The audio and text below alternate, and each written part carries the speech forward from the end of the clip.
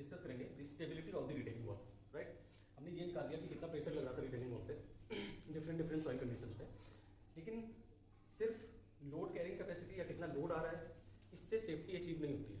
Safety के लिए एक और टर्म है स्टेबिलिटी, राइट। हो सकता है रिटेनिंग वॉल पे इतनी स्ट्रेंथ हो कि वो पर्टिकुलर लोड या प्रेशर कैरी कर पाए, बट अगर वो स्टेबल नहीं है तो आपका पर्पस सॉल्व नहीं होता, राइट। इसलिए हमें ये भी जानना पड़ेगा कि किन किन कंडीशन पे स्टेबिलिटी में आपकी रिटेनिंग वॉल फेल कर सकती है, और वो समझने के लिए हमें पहले समझना पड़ेगा cross section of the retaining wall, कि रिटेनिंग वॉल का क्रॉस सेक्शन कैसा होता है।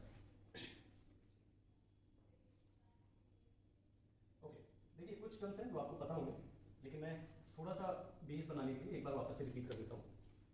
क्रॉस सेक्शन में सबसे पहले इसे क्या बोलते हैं, ये जो विड्थ होती है इसे हम बोलते हैं बेस विड्थ,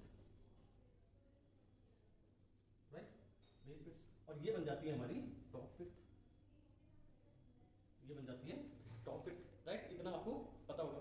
अब रिटेनिंग वॉल जो सॉइल रिटेन कर रही है, राइट, मतलब यहाँ पर सॉइल होगी जो ये वाला फेस रिटेन कर रहा होगा, उसे हम बोलते हैं बैकफिल। मतलब यहाँ पर जो सॉइल होगी उसे हम बोलते हैं बैकफिल और अर्थफिल, बैकफिल और अर्थफिल, है ना। मैंने ये डिस्कस किया था कि सॉइल को हम अर्थ बोलते हैं, तो इसे हम बोलते हैं बैकफिल या फिर अर्थफिल। अब बिकॉज ये फेस यहाँ पर जो सॉइल है उसके बारे में बात करें, ये जो फेस, राइट, ये जो फेस जो उस सॉइल को रिटेन कर रहा है उसे हम बोलते हैं अर्थ फेस, अर्थ फेस, राइट। ये बन जाती है बेस विड्थ, ये बन जाती है टॉप विड्थ, और ये तो आपको पता ही है कि ये क्या है, height of the retaining wall. यहाँ से लेकर यहाँ तक this is the height of the retaining wall.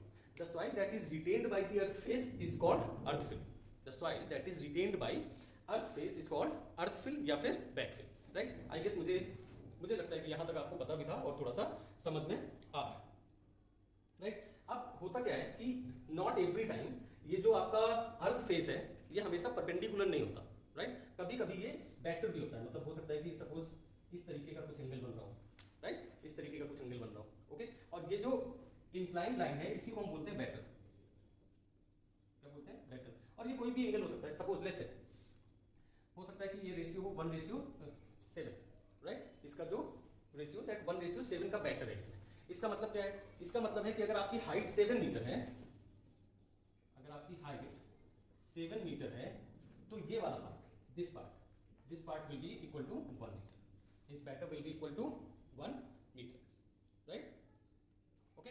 और इस तरह की जब रिटेनिंग वॉल होती है उसे हम बोल देते हैं stepped retaining wall, means retaining wall with batter is termed as the stepped retaining wall,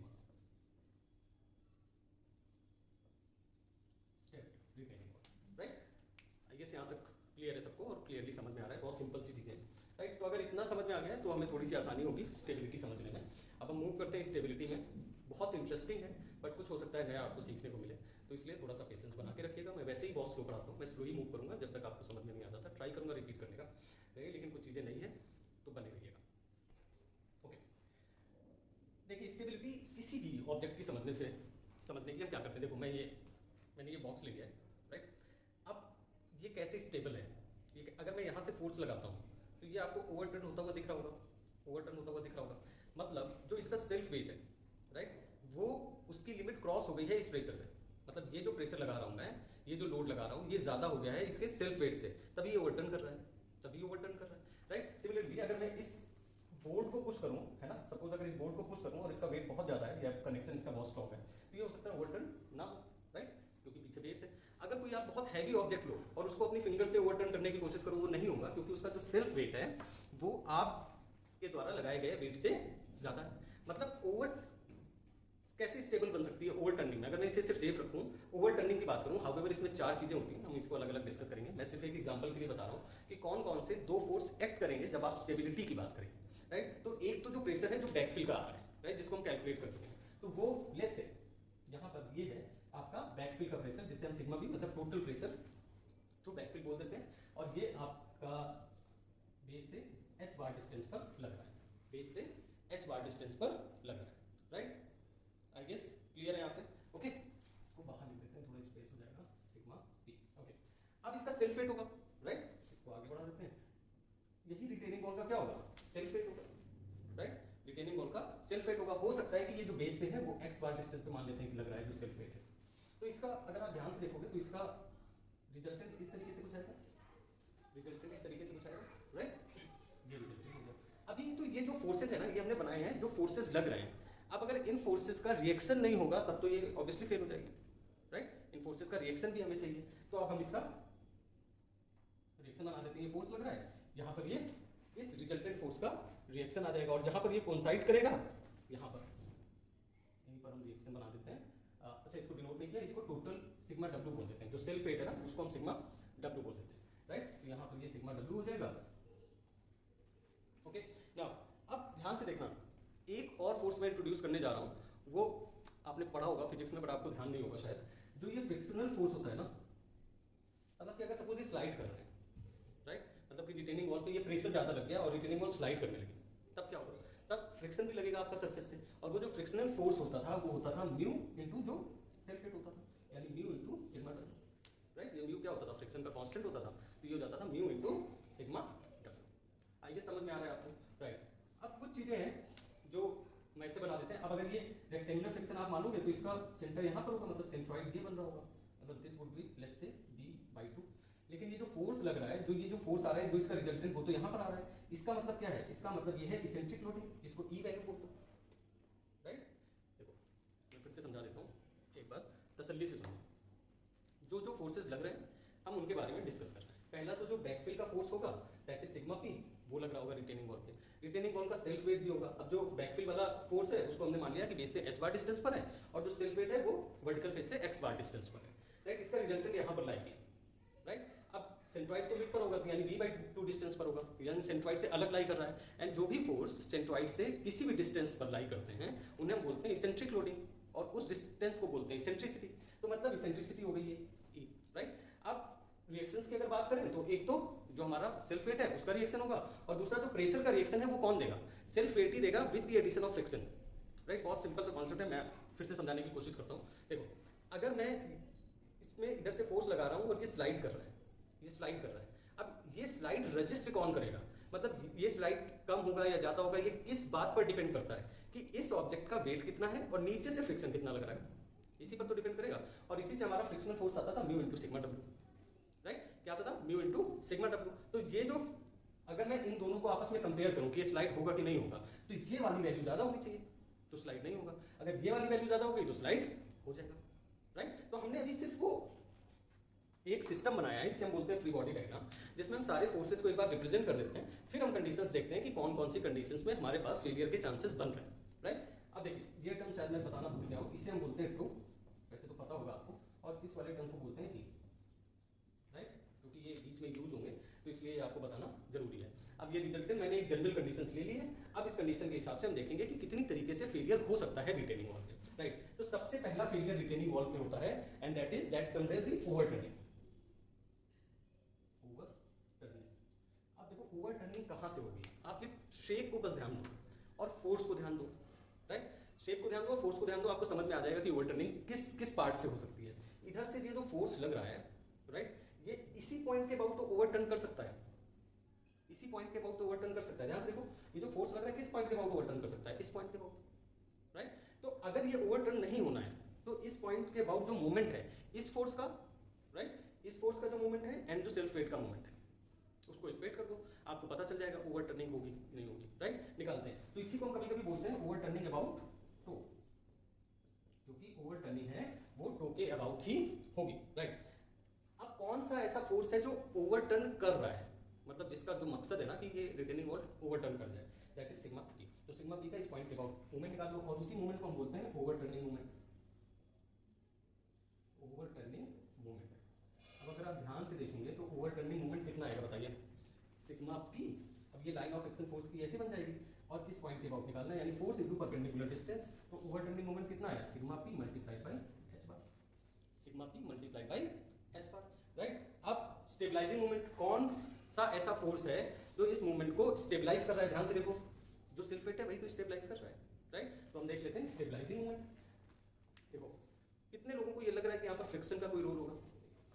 friction का रोल होता है स्लाइडिंग में, ओवरटर्निंग में नहीं होता है। ओवरटर्निंग का मतलब क्या है? कब कोई ऑब्जेक्ट ओवरटर्न करेगा? जब वो एक पोजीशन पे फिक्स हो जाए और दूसरी पोजीशन से हिल जाए।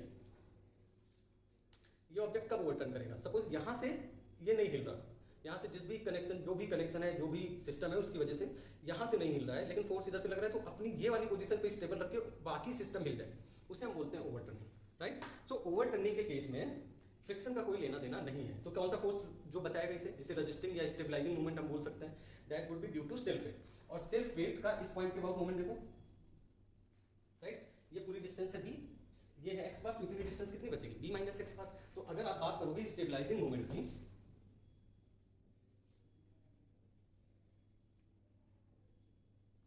स्टेबलाइजिंग मोमेंट, तो वो हो जाएगा sigma w into B minus x bar. आप सबको पता है कि मोमेंट क्या होता है, force multiplied by perpendicular distance.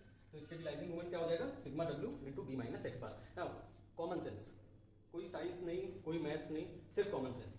ये ओवरटर्न कब नहीं होगा, जब ये वाला जो मोमेंट है ये कम होगा जो हमारा स्टेबलाइजिंग मोमेंट है उससे, right.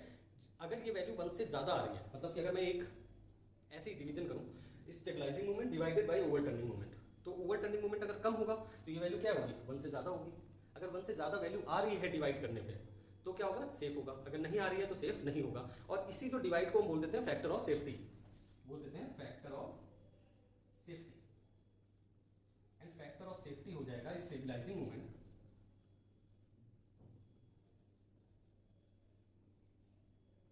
Divided by overturning moment, overturning moment, right. वैसे तो ये वैल्यू अगर ग्रेटर देन 1 आ गई है, राइट, तो वो सेफ्टी की कंडीशन बनती है, लेकिन हम इसे ग्रेटर देन 1 नहीं लेते हैं, हम ये वैल्यू लेते हैं 2। मतलब कि अगर आपको सेफ रहना है तो that factor of safety can not be less than 2, ये याद रखना पड़ेगा आपको। For stability in overturning about toe the factor of safety should not be less than 2। अगर ये लेस देन 2, अगर सपोज ये 2 से कम नहीं है, राइट, मतलब 2.4 है, 2.5/3 है, तो मतलब आप सेफ हैं। अगर 2 से कम है तो फिर आप सेफ नहीं है, आपको थोड़ा सा रीडिज़ाइन करना पड़ेगा। क्लियर है, समझ में आ रहा है? आई थिंक बहुत ही आसान है, एक बार देख लीजिए और मुझे बताइए अगर कोई डाउट है तो, राइट। अब यहाँ पर फॉर्मूला भी लिख सकते हैं, यानी factor of safety that is equal to, ये कहाँ है stabilising moment, sigma w into B minus x bar divided by sigma p into h bar can not be less than 2। ये फॉर्मूला आ जाता है हमारे पास। क्लियर है? आई गेस क्लियर होगा। चलिए मूव करते हैं, नेक्स्ट कैसे फेल हो सकता है वो देखते हैं, right. Okay, so next is sliding, the second is sliding. अब पहले तो स्लाइडिंग और ओवरटर्निंग में डिफरेंस समझिए। जो ओवरटर्निंग है that is caused by movement. अगर ओवरटर्न करना है ना तो आपको मूवमेंट लगाना पड़ेगा, एंड अगर स्लाइड करना है तो सिर्फ फोर्स लगाना पड़ेगा, राइट। आई गेस आप ये इमेजिन कर पा रहे होगे, है ना। अगर आपको कोई ऑब्जेक्ट टर्न करना है, राइट, मतलब कि मुझे ये ऐसे रखा है फिर ऐसे करके रखना है, राइट, या ऐसे करके रखना है, तो आपको मूवमेंट लगाना है। टर्न करना है मतलब मूवमेंट लगाना है, और स्लाइड करना है तो सिर्फ फोर्स लगाना है। इसीलिए जब हमने ओवरटर्निंग में देखा था तो हमने मूवमेंट देखा था। अब जब हम स्लाइडिंग की देख रहे हैं तो हम क्या देखेंगे, फोर्स देखेंगे। तो सबसे पहले स्लाइडिंग में ये देखिए कि स्लाइडिंग फोर्स कौन सा है, जो स्लाइडिंग फोर्स है वो कौन सा है यहाँ, और वो क्लियरली कौन सा फोर्स स्लाइड कर रहा है, इधर की तरफ मूव कराने का ट्राई करेगा रिटेनिंग वॉल को, दैट इज सिग्मा p। कौन सा है, सिग्मा p। अब स्लाइडिंग के केस में फ्रिक्शन आ जाएगा, राइट। तो फ्रिक्शन आ जाएगा तो जो हमारा रेजिस्टिंग फोर्स है वो कौन सा बन जाएगा, रेजिस्टिंग फोर्स कौन सा बन जाएगा, फ्रिक्शनल फोर्स। रेजिस्टिंग फोर्स कौन सा बन जाएगा, फ्रिक्शनल फोर्स। और फ्रिक्शनल फोर्स का फॉर्मूला क्या होता है, म्यू इंटू सिग्मा w। मैंने पहले ही लिख दिया है, बट फ्रिक्शनल फोर्स का फॉर्मूला क्या होता है, म्यू इंटू सिग्मा w। यहाँ पर म्यू क्या है, म्यू आपको मैं बता चुका हूँ, that is coefficient of friction, coefficient of friction. कहाँ पर, coefficient of friction between the base of the wall and soil, right, जो नीचे सॉइल होगी उसमें और बेस ऑफ द वॉल उसके बीच में जो फ्रिक्शन लगेगा उसका कोफिशिएंट है म्यू। अब आप बताओ, अगर मुझे स्लाइडिंग को रोकना है, राइट, मैं नहीं चाहता हूँ कि स्लाइडिंग हो, तो मेरे पास क्या कंडीशन बचती है, मेरे पास सिर्फ एक कंडीशन बचती है कि ये जो स्लाइडिंग फोर्स है ये कम होना चाहिए। फिर से रेशियो निकाल दो, फिर से यहाँ पर ये हो जाता है factor of safety against sliding, right. इसे क्या बोल देंगे, factor of safety against sliding. और वो क्या हो जाएगा, again resisting force divided by sliding force, sliding force. और रेजिस्टिंग फोर्स कितना है, sigma p divided by mu sigma w, right. वैसे तो अगर मैथमेटिकली देखें तो अगर ये 1 से ज़्यादा है तो सेफ होना चाहिए, बट बहुत सारे और भी फैक्टर्स हैं, एंड बिकॉज यहाँ पर ह्यूमन लाइफ इन्वॉल्व होती है तो हम फैक्टर ऑफ सेफ्टी को जस्ट 1 नहीं लेते हैं। इन दैट केस ये जो फैक्टर ऑफ सेफ्टी है can not be less than 1.5। In that case ये factor of safety can not be less than 1.5, right. बहुत ही सिंपल सा लग रहा होगा इस, ओके। क्या किया हमने, सिर्फ ये देख लिया कि कौन से फोर्स लग रहे हैं, ओवरटर्निंग था तो यहाँ पर मूवमेंट देख लिया है, यहाँ पर डायरेक्ट फोर्स देख लिया है, उनको रेशियो निकाल लिया है जो हमारा stabilising movement and overturning movement था वो फैक्टर ऑफ सेफ्टी ओवरटर्निंग में होगी, यहाँ पर factor of safety for the sliding that is resisting force upon sliding force and that is sigma p upon mu sigma w और ये 1.5 से कम नहीं होना चाहिए। ये वाला पार्ट आपको याद रखना पड़ेगा। क्लियर है? ओके, चलिए देखते हैं नेक्स्ट किस तरीके से जो स्टेबिलिटी है इफेक्ट हो सकती है रिटेनिंग वॉल की या फेलियर के चांसेस बन सकते हैं। Okay okay, so third is maximum and minimum pressure at base. Maximum and minimum pressure at base. अब आपने सॉइल तो लगा दिया, बैकफिल डाल दिया, राइट, जो रिटेनिंग वॉल है उसपे खुद का वेट भी है बेस पर। ओके, आप सब कुछ कर रहे हो, बस देखो कि कितना प्रेशर यहाँ पर हो सकता है, कितना मैक्सिमम प्रेशर ये ले सकता है, राइट। जो रिटेनिंग वॉल है अभी तो जो हमने प्रेशर निकाला था वो सिर्फ बैकफिल का था, यहाँ पर और क्या इंक्लूड हो गया है, सेल्फ वेट भी इंक्लूड हो गया है। तो हमें ये देखना है कि बेस पर जो मैक्सिमम प्रेशर है वो कितना है और मिनिमम प्रेशर है वो कितना है, और दोनों की अलग अलग इंपॉर्टेंस है। मैक्सिमम तो आपको समझ में ही आ रहा होगा कि मैक्सिमम ये कितना ले सकता है, राइट, मैक्सिमम ये कितना प्रेशर ले सकता है। मिनिमम के बारे में हम डिस्कस करेंगे जब हम मिनिमम में पहुंचेंगे, पहले मैक्सिमम और मिनिमम कैसे निकालेंगे ये देखना है, राइट। ओके, सबसे पहले ये थोड़ा सा समझो कि अगर कोई ऑब्जेक्ट, राइट, जिस पे आप कंप्रेसिव फोर्स लगा रहे हो, अब अगर मैं ये कंप्रेसिव फोर्स सेंटर पे लगाऊं, राइट, उसे हम बोल देते थे एक्सियल लोड। कंप्रेसिव फोर्स में सेंटर पे लगाऊं तो उसे हम बोल देते थे एक्सियल लोड। अब एक्सियल लोड के केस में ना सिर्फ कंप्रेशन होता है, राइट, मतलब कि अगर मैंने इसको देखो फिर से ध्यान से समझो, मैं फिर से यहीं से समझाता हूँ। देखो अगर मैं ये फोर्स लगा रहा हूँ सेंटर पे तो ये ऑब्जेक्ट नहीं हिलेगा, सिर्फ कंप्रेस होगा क्योंकि मैं सेंटर पे लगा रहा हूँ। अगर मैं सेंटर के अलावा किसी पॉइंट पर लगाता हूँ तो क्या होगा, ये कंप्रेस तो होगा ही, साथ में मूवमेंट भी आ सकता है, टर्निंग भी हो सकती है। क्या ये इमेजिन हो रहा है? आप किसी भी कॉलम को अपने पेन को रखकर लोड लगा के देख लो, राइट, या फिर ग्लास रख लो सामने, उसमें लोड लगा कर देख लो। अगर आप सेंटर पे लगाओगे वो स्टेबल रहेगा। इसका मतलब जब लोड एक्सियल होता है तो सिर्फ कंप्रेसिव लोड लगता है, एंड जैसे ही हम कॉर्नर पे लगाते हैं या सेंटर से किसी और डिस्टेंस पे लगाते हैं, आप सेंटर से जैसे ही हटोगे कम ओवर टर्निंग होगी, कम मूवमेंट होगा, बट होगा, राइट। तो मैं यहाँ पर जो बात लिखने जा रहा हूँ आपको शायद समझ में आए। अगर लोड इसेंट्रिक है, in the case of eccentric loading हमारे पास दो चीजें आती हैं। पहला आता है डायरेक्ट कंप्रेशन, मतलब जो कंप्रेशन है वो तो लग ही रहा होगा, राइट, इसको मैं हटा देता हूं, डायरेक्ट कंप्रेशन। और दूसरा आता है बेंडिंग मूवमेंट, मतलब दूसरा क्या आता है, मूवमेंट आता है जिसे हम बोलते हैं बेंडिंग स्ट्रेसेस।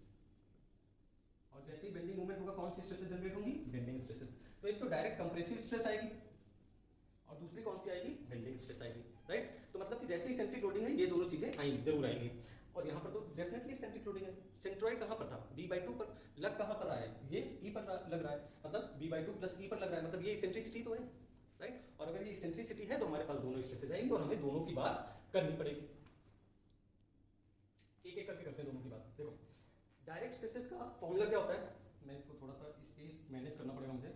बेंडिंग स्ट्रेसेस नीचे समझा देता हूँ, डायरेक्ट स्ट्रेसेस ऊपर समझा देता हूँ। डायरेक्ट स्ट्रेसेस क्या है, उसका तो जनरल सा छोटा सा फॉर्मूला है, क्या होता है, फोर्स अपॉन एरिया, राइट।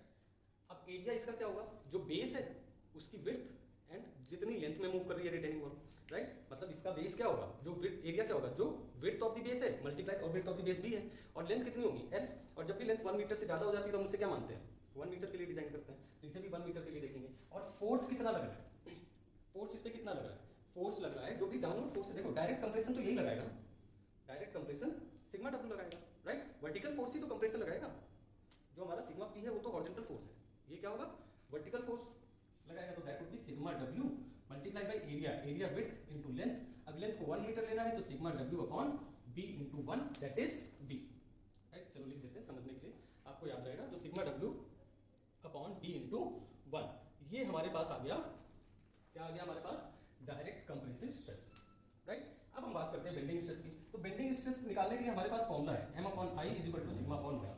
यहीं से हम हमेशा बेंडिंग स्ट्रेसेस निकालते हैं, राइट। ये बेंडिंग इक्वेशन है, बेंडिंग इक्वेशन से हमें बेंडिंग स्ट्रेस का ये फॉर्मूला मिलता है। तो सिग्मा क्या हो जाएगा, सिग्मा हो जाएगा यहाँ पर my/i। ओके, सबसे पहले निकालते हैं मूवमेंट। ओके, मूवमेंट क्या होता है, फोर्स पर मल्टीप्लाई बाय परपेंडिकुलर डिस्टेंस। अब फोर्स कितना है, sigma w, perpendicular distance, sigma w तो सेंट्रॉइड पर लगेगा, राइट, सेल्फ वेट है। और ये कितना है, e, यानी मूवमेंट कितना हो जाएगा, मूवमेंट हो जाएगा sigma w multiply by e, sigma w multiply by e multiply by y। y क्या होता है, y क्या होता है, सेंट्रॉइडल पॉइंट।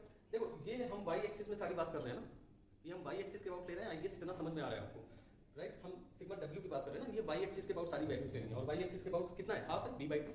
वाई एक्सिस के अबाउट ये कितना हो जाएगा, y की वैल्यू b/2। वाई होता क्या है, एक्सट्रीम फाइबर तक की डिस्टेंस। अगर इसे सेंटर से काट दोगे b/2 से, तो एक्सट्रीम फाइबर इधर भी b/2 पर है, इधर भी b/2 पर है, राइट। वाई क्या होता है, सेंट्रोइडल पॉइंट से एक्सट्रीम फाइबर तक की डिस्टेंस, राइट। एक्सट्रीम फाइबर कितनी डिस्टेंस पर है, b/2 पर, तो ये b/2 हो गया, राइट।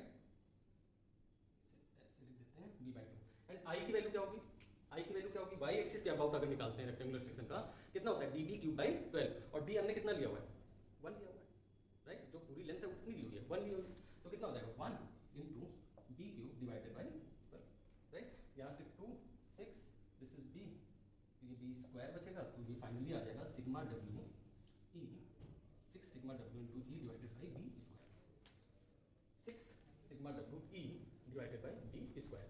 मतलब जो दो स्ट्रेसेस हैं, डायरेक्ट कंप्रेसिव स्ट्रेस ये आ गई sigma w upon b, and जो बेंडिंग स्ट्रेस आ गई 6 sigma w e upon b square. अब यहीं से जनरेट होता है मैक्सिमम एंड मिनिमम प्रेशर। देखो कहाँ बताऊँ, यहाँ बताऊँ, यहाँ पर मैक्सिमम लिख देते हैं, दिख रहा होगा आई गेस, ओके। अगर दो फोर्स लग रहे हैं, राइट, मैंने आपको कुछ नहीं बताया, सिर्फ फोर्सेस का मैग्नीट्यूड बताया है कि दो फोर्सेस हैं, एक फोर्स है 10 किलो न्यूटन और दूसरा फोर्स है 20 किलो न्यूटन। अब बताइए इसमें मैक्सिमम या मिनिमम कंडीशन क्या हो सकती है फोर्स की, मतलब ऑब्जेक्ट में एक टाइम बताइए कि मैक्सिमम फोर्स लगे और एक टाइम बताइए मिनिमम फोर्स लगे। कॉमन सेंस है। आप कहोगे कि सर आपने बताया नहीं है, इसलिए मैक्सिमम फोर्स के लिए मैं ये एज्यूम करता हूँ या करती हूँ कि अगर दोनों की डायरेक्शन सेम है, राइट, अगर दोनों फोर्सेस की डायरेक्शन सेम है तो 20 + 10 ऐड हो जाएगा, तो जो 30 किलो न्यूटन है वो मैक्सिमम फोर्स लगेगा ऑब्जेक्ट पर, और मिनिमम तब लगेगा जब दोनों की डायरेक्शन अपोजिट हो जाएगी। मतलब एक अगर राइट हैंड साइड मूव कर रहा है, दूसरा लेफ्ट हैंड साइड, तो 20 - 10 हो जाएगा, तो 10 मिनिमम हो जाएगा। यही है जनरल कॉमन सेंस। सेम यहाँ पर भी दो फोर्सेज हैं, एक डायरेक्ट है और दूसरा बेंडिंग है। अब जब दोनों की डायरेक्शन सेम होगी तो वो बन जाता है मैक्सिमम प्रेशर। जब दोनों की डायरेक्शन क्या होगी, सेम होगी, तो वो बन जाता है मैक्सिमम प्रेशर, और जब दोनों की डायरेक्शन अलग अलग होगी तो वो बन जाता है मिनिमम प्रेशर। जब सेम होगी तो दोनों को ऐड कर दो, तो मैक्सिमम प्रेशर कितना आ जाता है, मैक्सिमम आ जाता है sigma W upon B plus 6 sigma W E upon B square, 6 sigma W E upon B square. यहाँ से सिग्मा W अपॉन B आपको कॉमन लेना हो तो कॉमन ले लो, ये हो जाएगा 1 plus 6 E upon B square. दिख रहा हो तो लिख ही देता हूँ, sigma W upon B common हो गया, 1 plus 6 upon 6 E upon B square. ये आ जाता है मैक्सिमम प्रेशर। मिनिमम प्रेशर क्या होगा, सर जब दोनों की डायरेक्शन अपोजिट कर दो, जब दोनों की डायरेक्शन अपोजिट होगी तो मिनिमम फोर्स लगेगा। अब मैं वो वैल्यू नहीं लिख रहा हूँ, मिनिमम रखोगे तो यहाँ पर बस माइनस आ जाएगा, तो क्या आ जाएगा sigma W upon B 1 - 6E upon B square, 1 - 6E upon B square. अगर किसी को डाउट हो कि मैंने बेंडिंग स्ट्रेसेस को पहले क्यों नहीं लिखा, देखो आपको लिखना है लिख लो, डायरेक्शन चेंज हो जाएगी, आपको समझ में आ जाएगा। बट फिर भी जो डायरेक्ट स्ट्रेसेस होती हैं वो कंपैरेटिवली अल्टरनेट स्ट्रेसेस से ज़्यादा ही होती हैं, राइट। इसीलिए direct stresses in any scene वो ज़्यादा होगी, इसीलिए मैंने उससे पहले लिखा है। बट अगर आपको लिखना है तो आप लिख लो, डायरेक्शन चेंज हो जाएगी, कोई दिक्कत नहीं, राइट। ओके, आई गेस यहाँ तक समझ में आ रहा है। अब हम बात कर रहे थे सेफ्टी की, मतलब हम बात कर रहे थे स्टेबिलिटी की। तो स्टेबल कब रहेगा ये, जब ये जो मैक्सिमम स्ट्रेस है ना, ये जितनी भी स्ट्रेस आ रही है that should be less then safe bearing capacity of soil, क्योंकि अल्टीमेटली तो सॉइल पर ही रखा हुआ है। आप कितना भी प्रेशर लगा दो, सॉइल फेल होगी, काम खत्म। तो जो आप मैक्सिमम प्रेशर लगा सकते हो, right, that should be less than, यानी maximum pressure that should be less than, right, या फिर इसको उल्टी तरीके से लिख देते हैं, that should not be greater than safe bearing capacity of soil.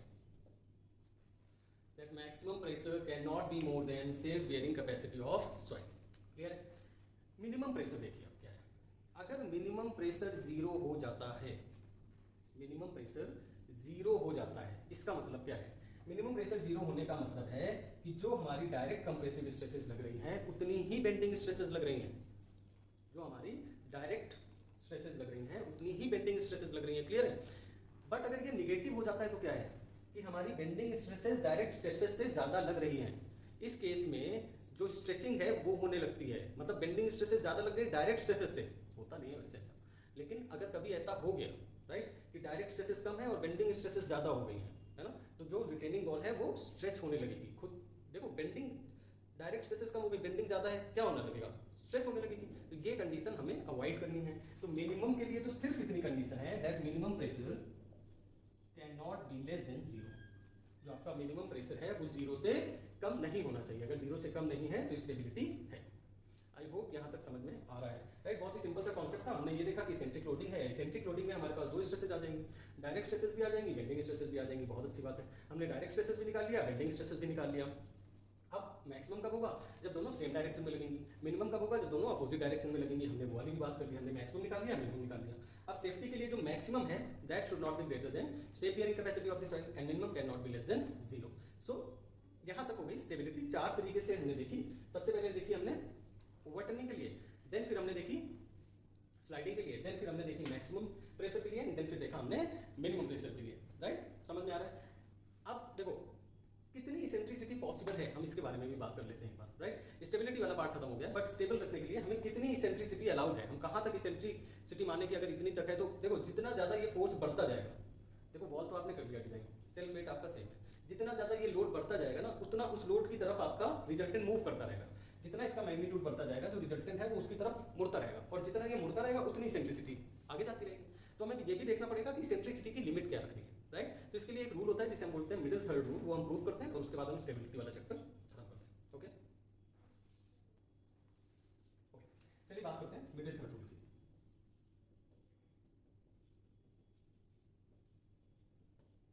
बहुत ही मजेदार रूल है। देखो हमें क्या पता है कि अगर ये मिनिमम प्रेशर लेस देन 0 हो जाएगी तो हमारे पास टेंशन वाली कंडीशन बन जाएगी, और अगर ये टेंशन वाली कंडीशन बन जाएगी तो रिटेनिंग वॉल खुद को स्ट्रेच करने लगेगी, राइट। तो हमें यही वाली कंडीशन यहाँ पर यूज करनी है, right. For no tension in base, right. जो मिनिमम प्रेशर है वो कहाँ तक जा सकता है, ये जा सकता है 0, राइट। और मिनिमम प्रेशर का फॉर्मूला क्या था, मिनिमम प्रेशर का फॉर्मूला था sigma W upon B 1 minus 6E upon B। यार देखो मैंने शायद, मतलब मुझे याद नहीं है, कंटिन्यूटी में वीडियो है तो ये B स्क्वायर लिख दिया है। जब मैंने अभी मैक्सिमम एंड मिनिमम प्रेशर बताया उसको सही कर लेना, B यहाँ से कॉमन होगा, यहाँ पर सिर्फ B बचेगा, कितना 0 के इक्वल हो जाएगा, राइट। और अगर ये 0 के इक्वल हो जाएगा इसका मतलब देखो क्या है, ये दो टर्म्स हैं जो आपस में मल्टीप्लाई होकर 0 बन रहे हैं, राइट। थोड़ा सा मैथ्स याद करो, A मल्टीप्लाई बाई 0, इसमें कंडीशन क्या थी, either A is equal to 0 और B is equal to 0, right. या तो A 0 है या फिर B 0 है, दोनों 0 नहीं हो सकते हैं, दोनों 0 अनडिफाइंड कंडीशन होती है। 0 multiply by 0 not necessarily 0, right, ध्यान रखिएगा। तो either A is equal to 0 और B इज इक्वल टू 0, मतलब या तो यहाँ पर sigma W upon B is equal to 0 होगा, राइट। बट ये नहीं हो सकता, ध्यान से समझो। सिग्मा W क्या है, weight of the retaining wall, और रिटेनिंग वॉल तो आपने बना लिया ना, रिटेनिंग वॉल अगर आपने बना ली है इसका मतलब उसका कुछ ना कुछ वेट तो होगा, यानी सिग्मा W तो 0 नहीं है। दूसरा ये टर्म 0 कब हो सकता है, जब B क्या हो, इनफाइनाइट, 1 अपॉन इनफाइनाइट 0 होता है ना। क्या इनफाइनाइट विड्थ की रिटेनिंग वॉल बना दिया आपने, वो भी नहीं हो सकता है, मतलब ये वाला टर्म तो 0 नहीं हो सकता है। तो कौन सा टर्म 0 का, ये वाला, यानी 1 minus 6E upon B is equal to what, 0, right. यहाँ से 6E अपॉन B क्या आ जाएगा 1, यहाँ से E क्या आ जाएगा B अपॉन 6, E क्या आ जाएगा B अपॉन 6। समझ में आ रहा है, यानी इसेंट्रिसिटी कितनी हो सकती है, B अपॉन 6। अब देखो इसेंट्रिसिटी जो है वो सेंट्रोइडल पॉइंट से कितना डिस्टेंस पर है उसे हम इसेंट्रिसिटी बोलते हैं। यहाँ पर मैं ऐसे ही एक लाइन बनाता हूँ, ये आपका सेंट्रोइडल पॉइंट है और ये इसेंट्रिसिटी दिया था, राइट। तो ये आ गया है B/6। अब इसेंट्रिसिटी के दूसरे साइड जाएगा तो नहीं हो सकती, राइट, ध्यान से समझो। मतलब कि अगर सपोज प्रेशर बहुत कम आ रहा है रिटेनिंग वॉल पे, मतलब जो बैकफिल है उसका प्रेशर बहुत कम आ रहा है और रिटेनिंग वॉल आपने बहुत हैवी बना दी है, तो ये क्या होगा, जो ये प्रेशर होगा ये अंदर की तरफ मूव करने लगेगा। जो लोड ज्यादा है उसकी तरफ रिजल्टेंट मूव करता है, तो रिजल्टेंट क्या होगा, अंदर की तरफ मूव करने लगेगा। तो हो सकता है कि किसी कंडीशन में इसेंट्रिसिटी इस साइड पे आ जाए, राइट, मतलब ये वाली इसेंट्रिसिटी हो जाए, मतलब इधर इसेंट्रिसिटी मिल जाए आपको ये, और वहां पर भी कितना जा सकते हो, वहां पर भी B/6 जा सकते हो, राइट। यहां से हमें मिल जाती है total range of eccentricity, total range of eccentricity. And B/6 and B/6 क्या होता है, B/3, B/6 एंड B/6 कितना होता है, B/3, ये वाली वैल्यू कितनी हो जाएगी B/3। और इसी को बोलते हैं middle third rule. Middle third rule से इसकी जो आपकी इसेंट्रिसिटी है ना, वो आपकी जितनी भी बेस है उसका जो मिडिल थर्ड आ रहा है उतने में मूव करती रहनी चाहिए, उससे आगे नहीं जाना चाहिए। अगर उससे आगे जाएगी तो ये जो आपका मिनिमम प्रेशर है या फिर जो बेस है वो टेंशन में आ जाएगा, और वो हमें चाहिए नहीं। इसीलिए जो इसेंट्रिसिटी की लिमिट क्या होती है, middle third of base, middle third of base, middle third of base. I guess आपको समझ में आया होगा, राइट। यहाँ पर हमारा स्टेबिलिटी का चैप्टर खत्म होता है, स्टेबिलिटी वाला पार्ट खत्म होता है। आई गेस आपको रिटेनिंग वॉल अब फील हो रहा है अच्छे से, कैसे मूव करते हैं फोर्सेस के लिए हमारा फ्री बॉडी डायग्राम कैसे बनता है, इस तरीके से हम स्टेबिलिटी को अचीव कर सकते हैं, फैक्टर ऑफ सेफ्टीज क्या होते हैं, एंड इसेंट्रिसिटी क्या रख सकते हैं। नेक्स्ट लेक्चर में हम डिस्कस करेंगे न्यूमेरिकल प्रॉब्लम्स जिसमें हम प्रेशर निकालेंगे। अलग अलग सॉइल कंडीशंस के साथ। तब तक ये देखिए, एंड प्लीज़ पार्डन मी, ये वाला जो फॉर्मूला है मैक्सिमम एंड मिनिमम प्रेशर में, मैंने यहाँ पर बी स्क्वायर शायद लिख दिया है जितना मुझे ध्यान आ रहा है, तो वो बी है, उसको बस ध्यान रखिएगा एंड प्लीज़ इग्नोर दैट। अगर कोई डाउट हो मुझे कमेंट बॉक्स में बताइए, I try to sort it out.